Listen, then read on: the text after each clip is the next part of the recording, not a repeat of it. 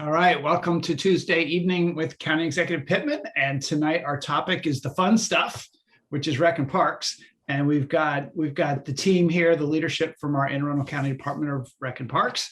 And we wanted to do this tonight for two reasons. One is that summer is coming and there's a lot of fun activities that are going on at our county parks, activities for families and activities for kids, camps. We'll get updated on childcare and everything that's coming that people can participate in. But then the other thing that we wanted to cover is that this is the season and the year where we're starting the community engagement, the public engagement in a process to create our LPPRP, which is land.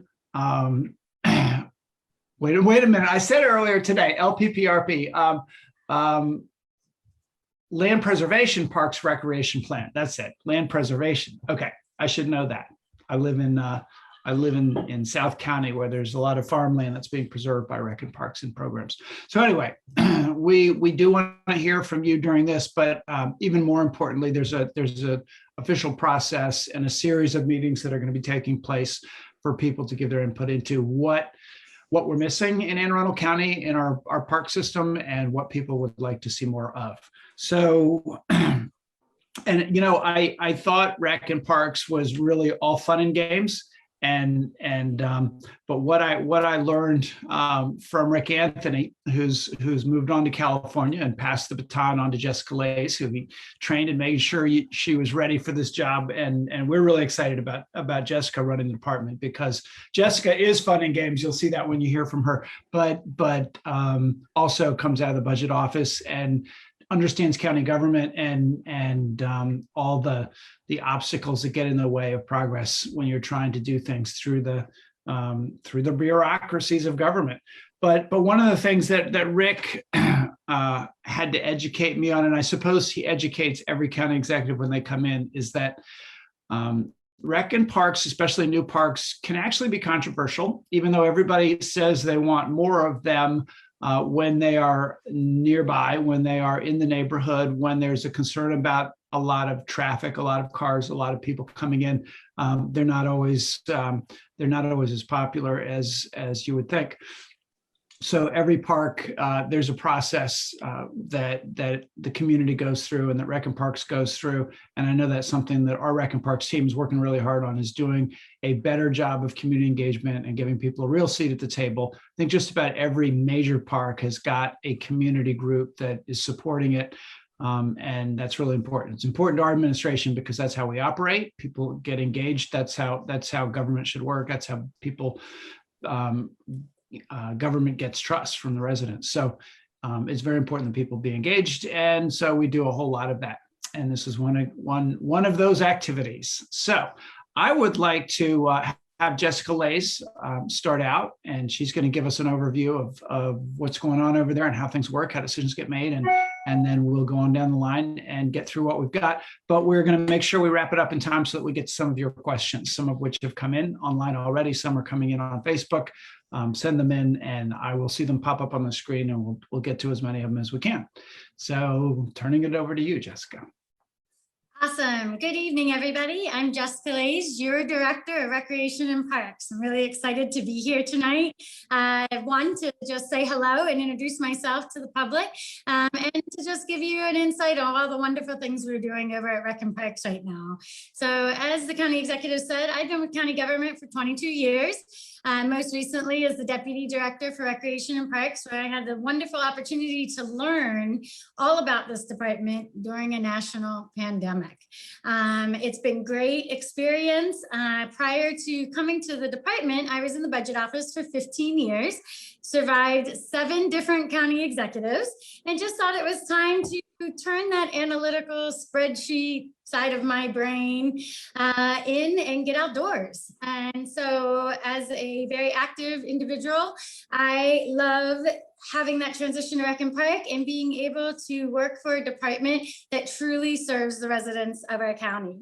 I've got to jump in and say, you've got kids, right? I mean, you spend a lot of time out in Anne Arundel County parks and even coaching teams. So you're one of us in that, right? I do. I mean, I am an athlete, I'm a coach.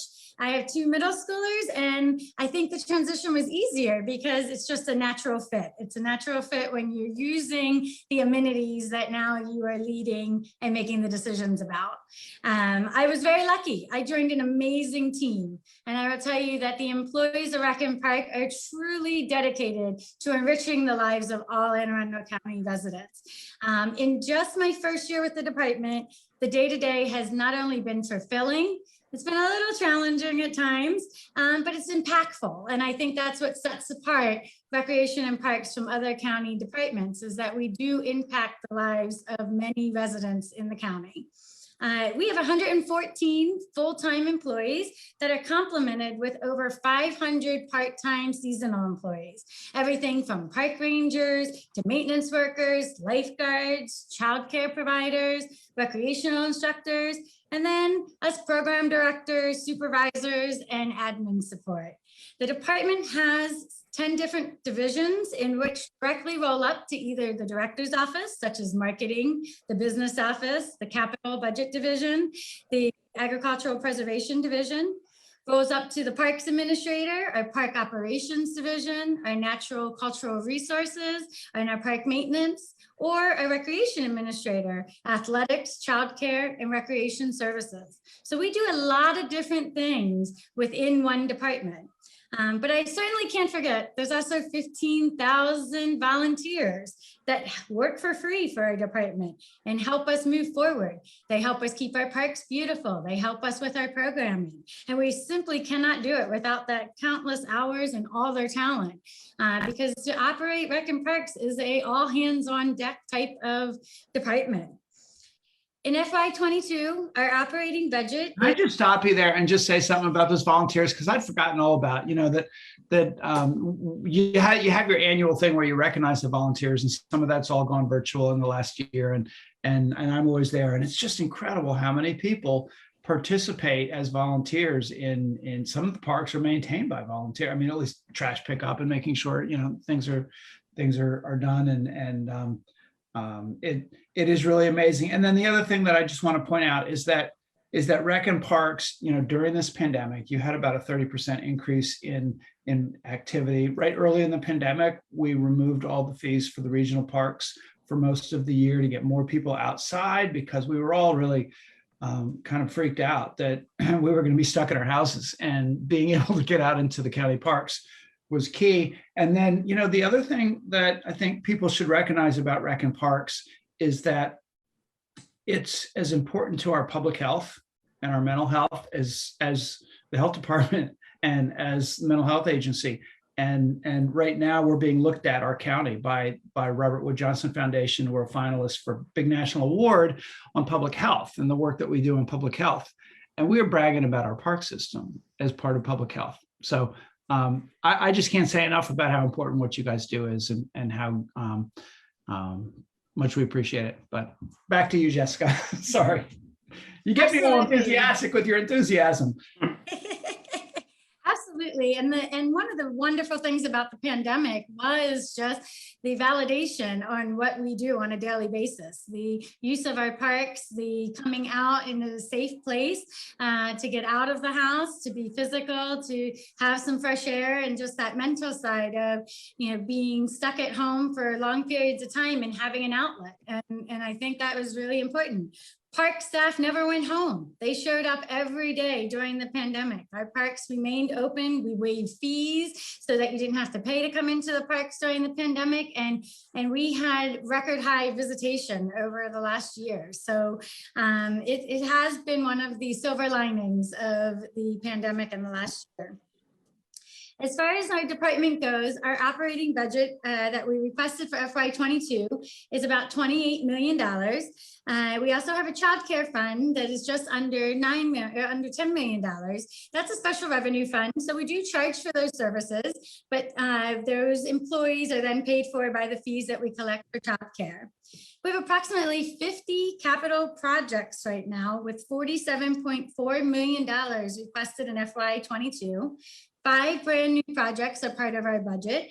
That's Quiet Waters Rehab Project, which includes that newly acquired Quiet Waters Retreat property. Our Jug Bay Environmental Education Center, which is partially funded by a grant from NOAA.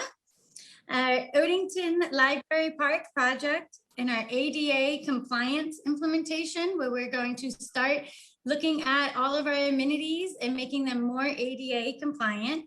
And last, our Mayo Beach repairs project, where we'll be doing repairs to a very old park that hasn't been updated in decades. So all that money, what do we do with it? Where does that money go? And what does Rec and Parks do on a daily basis? Well, we do a lot. And I was very surprised when I first came on board how much we are involved with. We operate 2 swim centers, 2 recreation centers, and 2 ice rinks. We have the George Bachman Sports Complex and the Joe Cannon Stadium that serve our softball and baseball leagues, both youth and athletics. We have an athletic division that serves almost 30,000 youth athletes and 6,000 adults through our leagues and our clinics and our coaches training. We provide summer camp and fun camps during the summer. We have 41 before and after school centers in a partnership with the Board of Education, where we provide daycare wrapped around the school day. We have over 12,000 acres of parkland and natural resource areas. Since 1980, we've acquired 13,000 acres of agricultural and preserved lands. We have 22 public access sites where you can launch your kayak or your boat as long as it fits on top of your car. And we have 2 boat ramps, one in Fort Smallwood and one at Discovery Village, with our 3rd boat ramp rolling out shortly this summer at Sully Cove Park, which is Erica's background today, a newly renovated and built boat ramp. We have 2 golf courses. We just reopened the Preserve at Eisenhower in May, which was an award-winning restoration project that we partnered with the Bureau of Watershed and Protection and Restoration. We not only restored the golf course, but we were able to restore our environment. It's a beautiful course that, even if you're not a golfer, is just an awesome, amazing place to go to. We have 2 equestrian centers and over 115 miles of multi-use trails in the county. So you're very familiar. We've got regional parks, Quiet Waters, Kinder Farm Park, Downs Park, and Fort Smallwood. Our larger parks like Lake Waterford that has an ADA compliant playground, and Jug Bay, which serves as our educational hub and sanctuary. With over 100 community parks in Anne Arundel County, many of you on this call probably have one in your backyard. So we're pretty much everywhere. In short, we simply make life better. We have something for everyone in the county to participate in or to use. With that said, we continuously plan for the future. What should we be building? What should we be providing? What kind of amenities do the residents of Anne Arundel County want? And it's really important to help us continue to be successful that we have public participation in our LPPIP. The county executive got it right with Land Preservation, Parks and Recreation Plan. This is something that we do every 5 years, and public input is the key to making that plan successful. So I'm going to turn it over to Erica Matthews, who's the chief of our Planning and Construction Division, and she's going to tell you all about the LPPIP and how you can get more involved with that process. Thanks, Jessica. As Jessica mentioned, I'm Erica Matthews, Chief of Planning and Construction. My team manages the construction and development of rec and park facilities. Information about our current projects can be found online. I think they're going to post the link in the chat. One of the bigger projects that we manage is the master planning for the park development, which we call the LPPRP, or the Land Preservation, Parks and Recreation Plan. We update this every 5 years as a requirement of program open space. The plan is what we use to develop park improvements, program improvements, and it guides our decision making. This update includes this is where we sort of go back and we recalibrate what the needs are for the county. We do a proximity analysis and figure out, do we have enough of a certain amenity in a certain area? We do equity to make sure that throughout the county, there's accessible recreational amenities. This year, the survey started on March the 15th and it extended through May 15th. During that period, we had over 2,800 people participate in the online survey, which was exciting. We also did something new this year. We asked the middle schoolers to participate. We got 438 middle school students to participate. If you want a truth check and a hard look in the mirror, ask a middle schooler what their opinion is.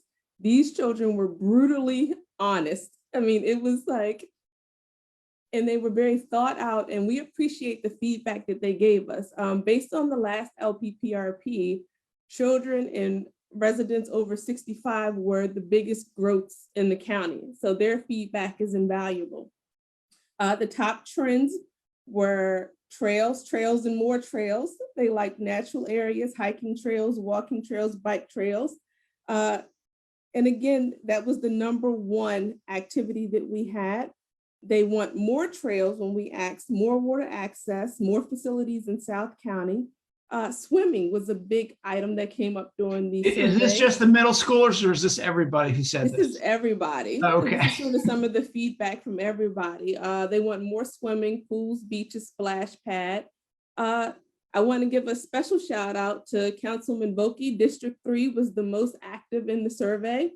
Some of the other things that were highlighted were they want more investment in parkland for conservation of natural areas and for rec use. They rely on word of mouth. So one of the ways you can find out about some of the activities in the park is we have an app that we rolled out. I think it's been in the last 12 to 18 months, and it's called Park Finder. And it's a GIS-based online service where you can just go in and say, I want to, and put in the recreational activity that you want to do, and it'll pull something up in the area. And I believe that link has also been provided. Some more quick information. Overwhelmingly, the people feel very safe in our parks. They support more lighted fields. They prefer natural turf over synthetic.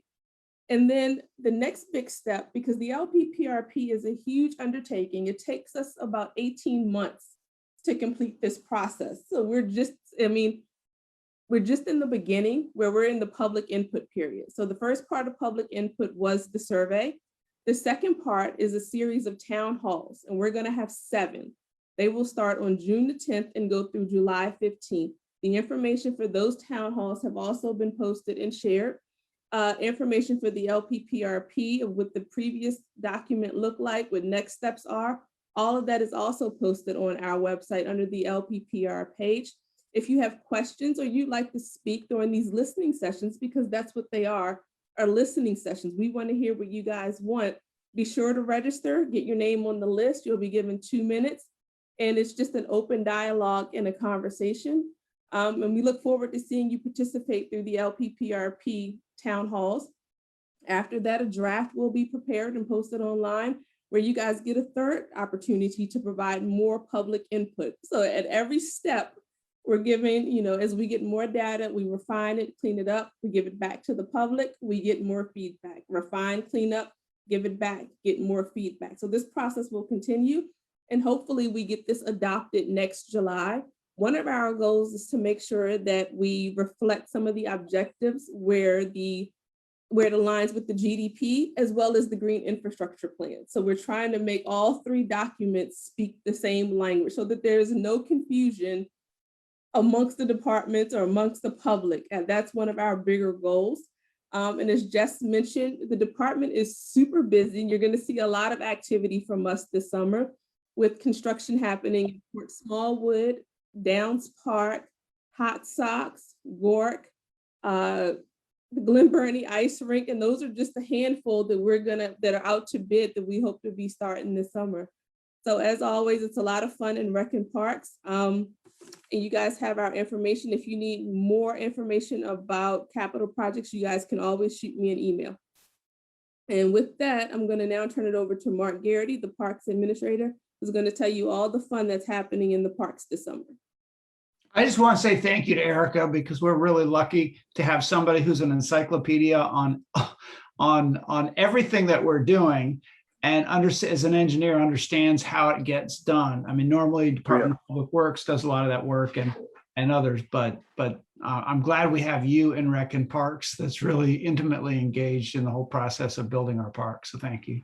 Thank you. It's a great job to have every day. It's a new experience. And I can honestly say that I enjoy what we do, even when, as you said, there's some unhappiness, but we really do strive to make everybody happy and provide a range of amenities throughout the county. And as you mentioned, DPW does provide us a lot of support. I can't forget my friends over there. And as Jessica would do, this is for DPW. All right, thanks, Erica. Again, my name is Mark Garrity. I'm the park administrator for Arundel County. Obviously, I've been with the department for about 17 years now, and I really enjoy working for the county. A lot of the stuff that the parks we do has been covered a little bit by Jessica and Erica, so I'm just going to highlight a couple of things that are going on this summer. As we all know, the kids will be getting out of school in a couple weeks. So they'll be in our parks, in our pools, running around, having a great time. One of the new programs that we started last year that we're excited about offering again and expanding it is our kayaking program for beginners through advanced. And we're going to offer that throughout the county from Wooten's Landing up to Downs Park for all ages. It was a huge success last year, and we're very excited about it expanding this year. One of our other new initiatives is down at Mayo Beach I Park. didn't know about that one. Can you send me the information? Because I just got a kayak. You can get a kayak at Dick's Sporting Good for like $300. It's amazing. And it's awesome to be able to get out on the water. So I'll be there. Okay, great. We'll save a spot for you. Another program that we started last weekend is a park pass program called Your Pass Now down at Mayo Beach. This is a pilot program. This started from our parks being so popular that the parking and the crowds were just overwhelming both our park as well as the community. So we worked very closely with the presidents of the local communities down there to come up with this program, which is free right now, but it's to you basically reserve a parking space for your vehicle just on the weekends during the summer. Like I said, we started it last weekend. It went off without too much of a glitch. Of course, the first 2 days were a little rainy, but Monday made up for it. So far so good, and we're happy that program is alleviating some of the congestion down there in the Mayo Peninsula. Another accomplishment we've done recently, as Jessica alluded to, was the reopening of the preserve of Eisenhower Golf Course. It was a multi-year process, and we're very, very excited. The course is full 7 days a week. A lot of people are enjoying it. We've got rave reviews, and it's just beautiful. And I encourage you to go out, and if you're a golfer, the preserve is the place to go. Another very popular part of our summer programming is our concert series at Quiet Waters Park. Last year, Can I just ask you a question, Mark? Do you play golf? I go out on a golf course. So what's this deal about what's this deal at Eisenhower about no sand traps? None of those sand places where your ball goes. Does that make it a whole lot easier? It does make it easier because it's a lot easier to hit out of the grass, but the designer put another thing in there called a hummock, which is a big mound of sand with nasty grass growing out of it. So the hummock is actually worse than the sand trap if you go in it. That's what I heard. Yeah, they make people think it's easier, but actually it's harder. So good luck. Yeah, it's definitely a challenge. So again, our concert series at Quiet Waters has always been a favorite every year. Of course, with COVID last year, it was canceled. The Friends of Quiet Waters Park are integral in the success of this program, helping us with some financial support as well as helping us get some of the bands. It starts on July 11th with the United States Navy Blues in Gold, a blues and jazz band, and it ends historically every year on Labor Day with the Annapolis Symphony Orchestra, and we're glad to have them back as well. You can't see on Facebook because I think you can only see the screen of the person who's talking, but Jessica is dancing in the screen as you're talking about that. But what about Twist and Stout? Are you going to bring that back next year? I'm going to let Colleen, the queen of Twist and Stout, cover that one. She wants to unmute herself. Well, let me just say, when I heard Twist and Stout the first time, I got the stout part. I understood the stout was beer. The twist part I thought was like dancing and doing the twist after you drink your beer. And then I found out, no, that's actually twisting the cork out of the bottle, right? Yeah. Yep. It took us a long time to come up with a name that was clever. I think it started out as the Anne Arundel County Recreation and Parks Wine and Beer Festival. And as a marketing person, I was like, no, that's not happening. But we are going to bring it back in 2022, maybe revise it a little bit. This was, it was a tough year for small breweries and wineries. So we work with the Maryland Wineries Association as a partner on that. And we're already starting to plan it. Excellent, because it's a great event. And I guess just the last thing I wanted to mention was that on Memorial Day, the parks were very, very busy. And at the 7 parks where we actually have car counters, our regional parks, we had 43,000 visitors. And those are the ones where we actually can count a car. It doesn't count the people on the B&A trail. Doesn't count all our little community parks where people can just wander in from their neighborhood. So we could easily probably say it was twice as many if you added the whole everybody together. So our parks are busy. They've always been busy. And we just enjoy having the people come to the parks. At this time, I'd like to turn the mic over to Mr. Dave Smalley, our Recreation Administrator. All yours, Mark. Dave.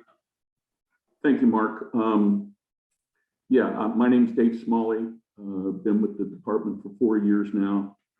Previous life out of county, I was involved in everything from coaching, helping to build sports complexes and run sports programs. So it's very close to me personally.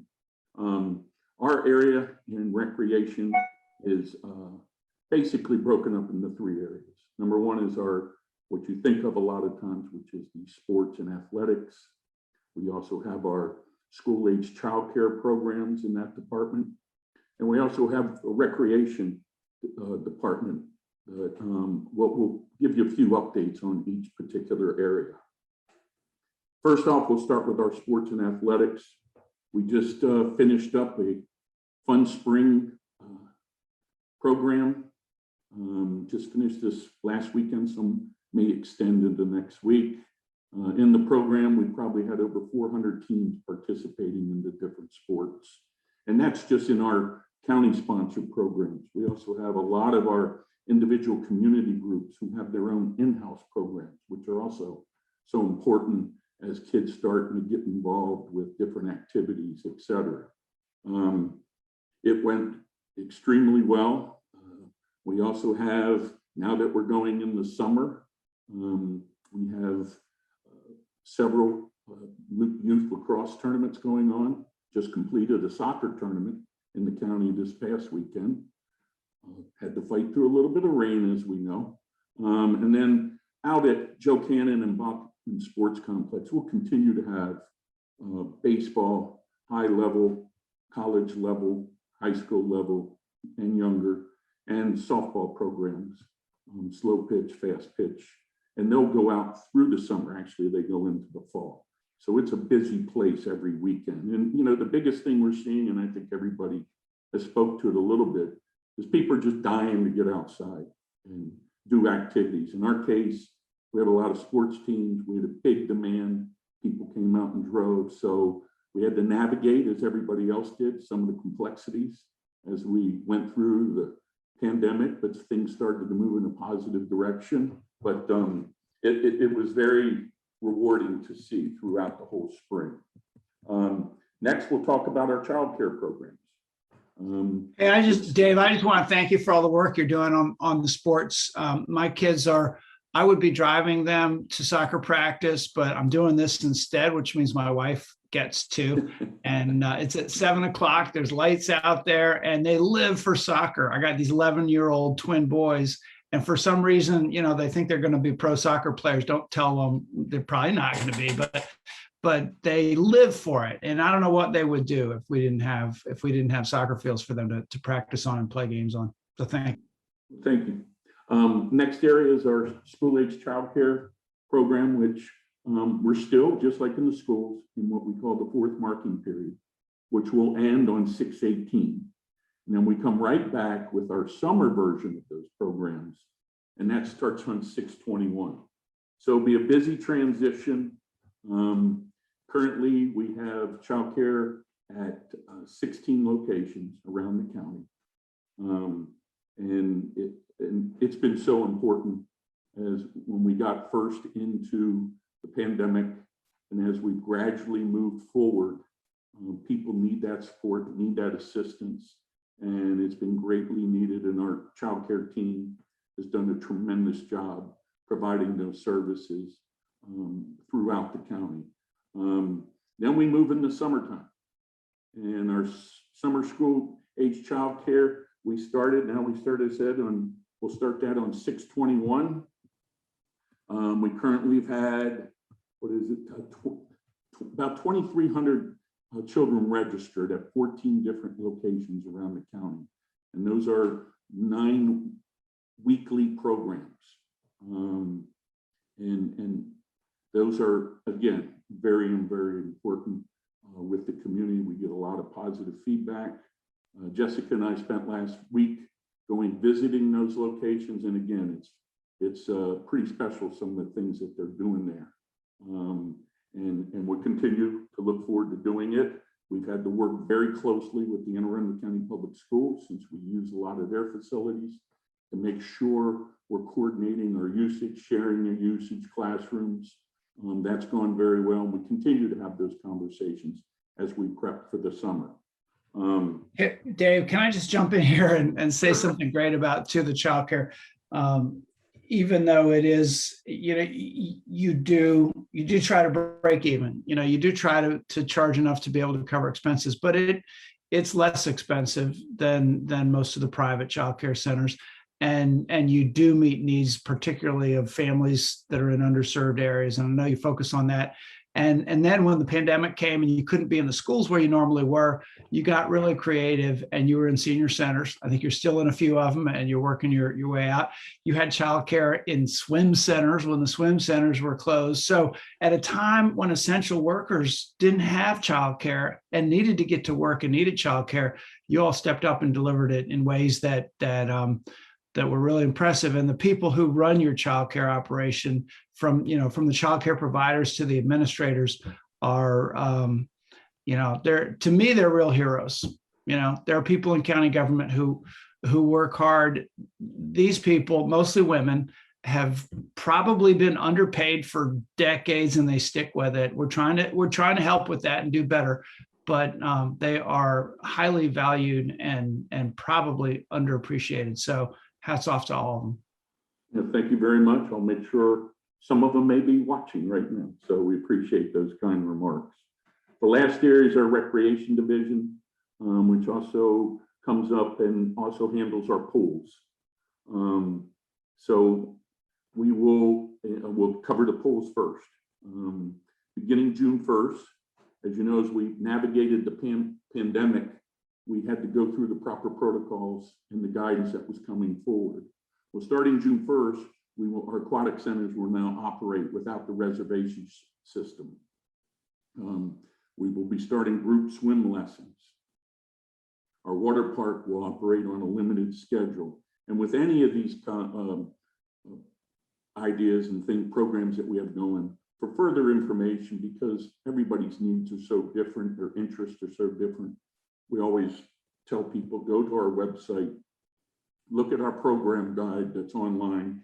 If you have any further questions, there are phone numbers there that you can call in and specifically talk to any of the folks in our department to get the information that fits for that particular desire or family need or whatever the case may be. Now we also will we're going to go back, and we've had a very successful program. It's a partnership with several other county agencies, and that's Brooklyn Park Farmers Market, which will open on June 21st. And that's just a fantastic program. So many positives that come out of it. Has really been a very positive impact for all the folks in that area, and as well, I think the people love doing it and coming together as a team to support the mission. And then we have our summer activities programs that are going to start up here. For both the child care and our summer camps, we started with our registrations back in April 5th. And currently for our summer camp, we have about 2,600 people registered. So we're looking forward to get into those programs. They were somewhat limited last summer because of the circumstances we're dealing with, but we're slowly and very excited to now get out and offer more of those same programs, which are so much needed for our citizens. We break them up into what we call outdoor adventure camps, which are at our regional parks. We have our summer fun centers, which are at schools, and our recreation center. And then we also have our Fun in the Sun, which are located in a couple community parks. And that, at these programs, they do different things every day, but it's basically everything from arts and crafts, small game groups, activities, special events, board games. I know I went down to Quiet Waters the summer before the pandemic, and they had a day where they just brought in all these obstacle courses, rope climbing, etc. Kids were having a ball. So we look forward to getting back even closer to normal as we get into the summer.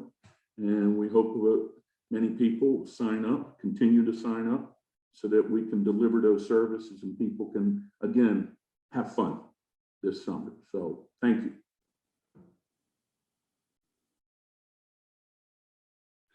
I'll forgot to unmute myself. Thanks, Dave. Thanks, Mark. Thanks, Jessica. Thanks, Erica. I got to say that y'all are always a lot of fun. When you do events, you kind of get a sense of the spirit of the team at Rec and Parks, and even Dave and Mark, who are kind of quiet, they got this dry sense of humor, right, Jessica? They always got something to say. But we do have some questions that came in that people have been asking, and we'll probably should get into some of the budget things as well in this coming year's budget, because there is a lot of great stuff in the budget. In fact, not only what we were going to do anyway, but then we got $9 million in state assistance as well for some of our capital projects. But first, Emily's asking, how does your FY22 budget address the acquisition of additional waterfront property for public use? So who wants to start with waterfront? Because this has been really one of the unfortunately, we have some really strong advocates for water access in Anne Arundel County, and they're very vocal. And so I get beat up on it. You get beat up on it. We should get beat up on it because we have 530 miles of coast. And it's why a lot of people want to be in this county for that, but most people don't live near enough to the water to have access to it. And we do have a lot of these community only, HOA only access to the water. And so it's been really frustrating trying to find land to be able to create the water access. And so we're struggling with it. We're continuing what the last administration did. We're looking at some new ideas, but why don't you start, Jessica, with what's forthcoming? Sure. So on a regular basis, our department looks at properties and we evaluate them based on a series of criteria, from what recreation benefit could we get, how much is the property, does it adjoin to another property, to figure out whether it's a property that we should purchase. In the last year, we looked at over 22 properties. That committee then makes a recommendation whether they think that property should be something that the county should take in inventory. And then we have to look at our budget and how much do we have to buy property every year. So like this year, we had $3.6 million for land acquisition. And essentially that doesn't buy you a lot of waterfront in Arundel County. So it is always competing priorities to how to use our land acquisition money and what to buy. But even developing water access property is a very expensive venue. They're mostly in non-tidal wetlands. There's usually a lot of development costs. And so we always have to do that cost benefit analysis every time we look at a piece of property and evaluate whether or not it's affordable for the benefit that we can get. Right now, we don't have a list of new waterfront property that we're purchasing, but we continue to look at it. We continue to follow tracking and pricing. We've got properties we've had our eyes on for many years that we hope one day will come onto the market. We are constantly in communication with other waterfront owners to see whether we can partner with them or if we could acquire property in the future. So it is always on the forefront. It just doesn't always have a opportunity for us, but we will continue to look at using our acquisition money so that we can buy more property to give more access to that waterfront that Anne Arundel County has. But in addition to the 3 million that we know we have available, we often get federal and state assistance with some of these. We did with the Quiet Waters Retreat that we just purchased recently to be able to expand onto Quiet Waters Park, which is that has got waterfront as well. And we're even looking beyond that. I mean, y'all did the survey of the marinas, asking what marinas would be interested in working with us to provide boat ramps and access at the marinas. And then I remember I sent an email to you recently asking the question of have we really gone to the HOAs that have waterfront restricted access and ask them if they're willing to be rent or buy access, public access, because some of them have projects that they're trying to fund. And of course, the community would have to approve it, but you know, we've got to beat every bush to see where we can get the public in. And then we also work with City of Annapolis, and I know Mayor Buckley is looking at putting in a paddle park right there as you come in on Roe Boulevard on the left. Before the bridge is a piece of land that is mostly homeless people living there right now. And it's owned by the state, part of it, and the feds, part of it. And so we're in conversations about that, even cleaning that up and trying to work with the city to do something there. And then there's Carr's Beach, that there's the part of the historic Carr's Beach, which used to be major water access. Most of it got developed. There were the concerts there. A lot of the Black artists of the 60s and 70s and even the 50s and 40s were there. And I know that the Chesapeake Conservancy is working on that and is asking for assistance to acquire the very last part of that that's available. So we work with a lot of nonprofits as well to try to get access to that land. But it's an ongoing effort. Raina asks, what are the funding levels in North, West, East, and South County parks, and are they equitable? So how do we assess equity and regional distribution? Sure. So I'm going to ask Erica to give you a little bit of insight on our capital side and how we make sure that we are spending our money all over the county and not just concentrated in one area. Just trying to make sure I had unmuted. Sometimes I forget, pardon me. So the capital budget is a mixture of planning, construction, and renovation projects spread throughout the county. Some districts will see new projects this year, while others will see the completion of projects. The update to the LPPRP is currently underway and includes an updated needs analysis. This will help guide the budget request for the next 5 years. So again, the LPPRP is where we need your participation, because that is where we hear your voice the loudest and where we can make the adjustments in the budget to make sure everybody's getting what they need. Let me add I was going to say the county executive and I have lots of meetings with our wonderful county council members to make sure that their capital project needs and wants are heard every fiscal year. So it's kind of like the wish list. When people come to us and they want things in their district, we have to make sure that we take our budget and we stretch it across the entire county, that we're not investing all of our money in one portion of the county. And as you know, there's a lot of competing priorities. So sometimes that task is really difficult to do. But I would say on the capital side, we do a very good job of making sure that we are both taking care of the parks that are in the county equally, and we are building new facilities and new amenities in a fair and equitable way within Anne Arundel County. But let me be a little bit more controversial and honest, maybe. You know, if you look back through history and maybe even now, the squeaky wheel does get the grease, and politics does play a role, I think, in capital spending and what areas and what communities get the investment. And so if you talk to people in West County, and a lot of the people who I talk to in West County say, look, it's those neighborhoods in the districts that voted for the last county executive that have gotten the money, and they've gotten the investment. And you look at that, and you know, I believe there's some truth in that. And so then you look at it from an equity perspective, and you look at you know, the income and racial breakdown, and you say, oh wow, look at, if the county has been spending all this money in the higher income, whiter communities, because they were more organized and they got involved in the LPPRP and or whatever reason, you know, they contributed to the campaign of somebody, and they felt like they owed them or whatever it was. We've got to swing the pendulum back the other way. And so we really are looking seriously, particularly in Brooklyn Park, where we're investing a lot, and in West County as well, investing a lot and trying to make it more equitable. And so one of the things that you can do to look at geographically where the money is going is we have a new software, mapping software, GIS software that you could access. It used to be just the county could access it, but we've made it more open.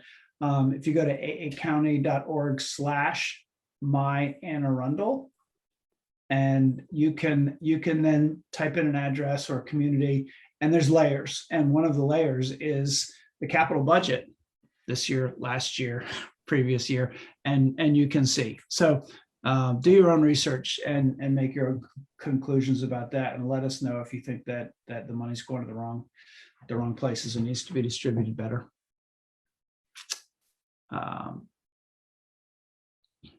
What are the current administration's plans for road/infrastructure improvements to support our parks? This is from Jacqueline, and she raises a really good question, because I know that we've looked at property, and some of it is threatened by sea level rise and would take many millions. I mean, I guess we can say that, you know, Discovery Village down in that we're now have a boat ramp at. There's a question, whether should we purchase that and make that a more useful location for water access? And one of the questions is are we willing to invest in improving the road as the sea level comes up and the storm surge that's in bad condition? There are others where the Mayo Peninsula, where the residents have said, you got a lot of plans for a lot of park improvements that might attract a lot of people, but look at our road. It's a one way in, one way out on a peninsula, and it can't handle it. So I know that there are improvements there that are in the budget for that. Are there any other examples of how we're handling this infrastructure question? Sure. So every capital project has a roads component, and our capital division works very closely with DPW and roads to make sure that the proper infrastructure is there when we're building something new. Now, many of the amenities that the county executive just listed are decades old, and perhaps were purchased with the idea of development or usage without taking into consideration the infrastructure around it. So now we're kind of playing catch up with is there anything we can do to make those roads more stable and give better access to our parks? But I would say that a big portion of the project's cost goes to infrastructure, roads, stormwater, things to make sure that we've got the proper infrastructure in place before we build a new amenity to avoid those type of situations. We want everybody to be able to get to our parks. Why would we have a park if we didn't want them to come to that park? It's just finding the accessibility at a cost that can be affordable. And on our new projects, we take that very seriously. When we build the project, we make sure that we build it for the capacity of who could be coming. We make sure that there's parking lots. We make sure that the roadway is there and that the traffic studies are done. We work very well with DPW on the infrastructure. On the existing parks, when we come in and we look at them, we look for alternative ideas. And that's very similar to what you heard Mr. Garrity speak of on the Year Past Now and the county executive talk about at Mayo. We have an infrastructure problem. We have a small community with roads that weren't built to be heavily traveled. Yet we have an extremely popular park down there that bottlenecks the community roads. They can't turn around. They drive on private property. So we came up with an alternative solution. We can't come in and put a two-way highway through the community. So we have a reservation system in a way to control who comes to the park. We don't want people not to come to the park. We just want to have better management of who's coming down those subsidiary roads that were not built for high levels of traffic and two-way traffic in residential areas. So sometimes it takes a little bit of alternative thinking and creative thinking. The pilot program is something that is new for us. A reservation system is something that we have not had in the past, but it is a fix to a problem when we can't go in and redo the infrastructure in the community. So we hope that we continue to have good roadways and access to our parks in the future. All right, so we are going to run out of time here shortly. I want to cover a couple of things real quick and another question. And I mean, we've talked a little bit about the Mayo Peninsula and the parks there. And I know that the question was raised by a handful of people about both pro and against opening Mayo Beach Park 7 days a week. And let me just say on that when I came in, it was open 1 day a week. And I think there was already a plan to move it to Saturdays and Sundays open to the public, which we immediately did. But the question I asked was, well, why only Saturdays and Sundays? And the answer was, in the summer when people want to be there, there's an amazing camp that goes on there that's for kids with disabilities. And that camp has been going on for a long time. And there was a real concern among the parents and the people involved with that camp and supporting that camp that they didn't want to be kicked out and they couldn't do it while it was open to the public. So as far as I'm concerned, that camp is safe and we want to continue that Monday through Friday, but continue the Saturday, Sundays at Mayo Beach Park. So that's my own view of it right now. I don't think there's a major movement to kick them out and make it a 7 day a week open to the public. But I remember I learned to swim at Mayo Beach Park. I remember my little donut, the little egg that they put on little kids, you know, that is made out of styrofoam with a belt around it to keep you from drowning. And I was so embarrassed because my mom made me wear that little egg and it was like painted yellow. And I remember being at Mayo Beach Park with that thing on my back. And that's my memory of the place. But it's a great piece of property there. The other thing that was asked here was, is the county working on partnerships with local marinas? We get a lot of water access questions here, so that county residents can launch there at a discounted daily rate. This is from Emily. And you did the survey asking the question of marinas, whether they were open to partnering. The boat ramps that the county has built, they're very expensive, and they do serve the people who have a boat on a trailer that need a ramp, which is it's a limited group of people. And I do believe that it's wise to it's probably more affordable for the county, the taxpayers in some cases, to do these partnerships with the private marinas where they're available. But I have another harebrained idea that I'm going to throw out there. And if anybody thinks it's a good idea, please let us know. I warned the team here that I might, because I've been talking about this for over a year, which is, to me, Anne Arundel County, the fact that we have all these miles of coast and all these rivers is really unique to us. And we have about 7 of them, depending on how you count them. Each one has a history. Each one has an organization of river keepers and community people who are trying to clean up the watershed there. And so what I would love to see Rec and Parks do in partnership with some marinas, and in some cases where they have parks, is Anne Arundel County River Days, where every Saturday during the summer, there would be a festival and it would move down the coast to each river. And not only would you be able to go and listen to music and get snow cones and get your kid's face painted and be at the water. But like they do at City Dock in Annapolis, there's an organization that will take people out on a boat.